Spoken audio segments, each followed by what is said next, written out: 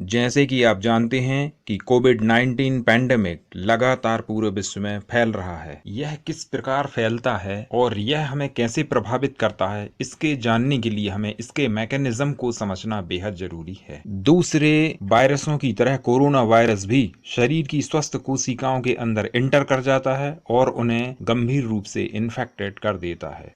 यह अपनी संख्या बढ़ाने के लिए प्रोटीन का प्रयोग करता है जो कि कोशिकाओं से लेता है और इसके लिए वह ACE2 रिसेप्टर का प्रयोग करता है। यह वायरस ACE2 रिसेप्टर की मदद से आसानी से एपिथेलियल सेल और रेस्पिरेटरी ट्रैक्ट तक पहुंच जाता है और इन्हें अपना निशाना बनाता है, जिससे कोविड के लक्षण उत्पन्न हो जाते हैं। कई स्टडीज यह शो करती हैं कि लगभग 33% रोगियों में न्यूरोलॉजिकली यानी कि तंत्रिका संबंधी समस्याएं आ जाती हैं, जिसके तहत कोरोना प्रभावित रोगियों में सिरदर्द, ड्राउजनेस, दिमाग की सूजन एवं पक्षाघात के लक्षण देखे जाते हैं और इसका कारण न्यूरॉन सेल्स की डेथ है। कोविड के न्यूरोलॉजिकली लगभग 50% केसेस में muscles weakness, less of sense के साथ साथ भ्रम के लक्षण भी आ जाते हैं।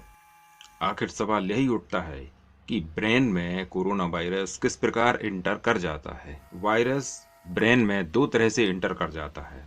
पहला तरीका है, सबसे पहले वह नाक, मुंह या आंख से इंटर होता हुआ हमारे फेरिंग्स को इन्फेक्ट करता है, रेस्पिरेटरी ट्रैक को इन्फेक्ट करता है और उसके बाद वह हमारे फेफड़ों को गंभीर रूप से डैमेज करता है। फिर यही वायरस फेरिंग्स से होता हुआ सीधे ब्रेन में एंटर कर जाता है। और हम अगर दूसरे तरीके की बात करें तो उसमें वायरस रक्त नलिकाओं में फेफड़ों से इंटर कर जाता है, फिर वह ब्लड नलिकाओं से घूमता हुआ मस्तिष्क में पहुंच जाता है और वह मस्तिष्क की सेल में इंटर कर जाता है। मस्तिष्क में यह ब्लड क्लॉटिंग करता है और जिससे एक गंभीर न्यूरोलॉजिकली प्रॉब्लम्स, जिसे ब्लड क्लॉटिंग डिसऑर्डर कहते हैं, यह जन्म देता है। जब ब्लड क्लॉटिंग अधिक बढ़ जाती है तो स्ट्रोक की रिस्क बहुत अधिक बढ़ जाती है और यह स्ट्रोक की रिस्क स्पेशली अधिक उम्र के लोगों में और साथ ही हृदय के संबंधी मरीजों में बहुत अधिक बढ़ जाती है। तो कोविड से अपने को बचाइए, हाथ धोइए, मास्क लगाइए और डिस्टेंस रखिए। चैनल को लाइक करिए, सब्सक्राइब करिए और शेयर करिए।